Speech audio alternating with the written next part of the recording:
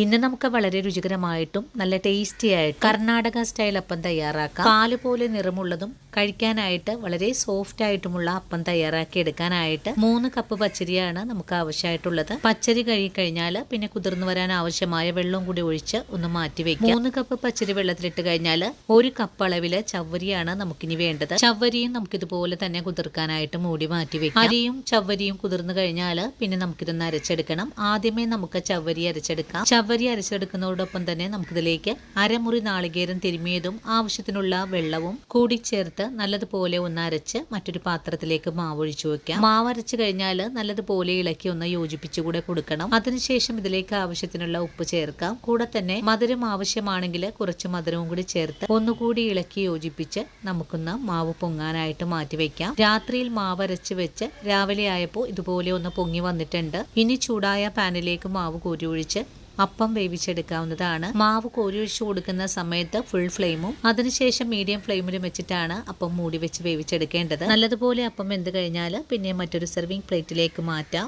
ഇതേ രീതിയിൽ തന്നെ നമുക്ക് എല്ലാ അപ്പവും വേവിച്ചെടുക്കാൻ പറ്റുന്നതാണ്. അങ്ങനെ പാല് പോലെ നിറമുള്ളതും കഴിക്കാൻ നല്ല പഞ്ഞി പോലെയുള്ളതുമായ സോഫ്റ്റ് പഞ്ഞിയപ്പം ഇവിടെ റെഡി ആയിട്ടുണ്ട്. ഈ ഒരു കർണാടക സ്റ്റൈൽ അപ്പക്കൂട്ട് നിങ്ങൾക്ക് ഇഷ്ടമായിട്ടുണ്ടെങ്കിൽ വീഡിയോ ഒന്ന് ഫുള്ളായിട്ട് കണ്ട് ട്രൈ ചെയ്ത് നോക്കാൻ മറക്കല്ലേ. ചേച്ചി ഒന്ന് സപ്പോർട്ട് ചെയ്യാനും മറക്കരുത്.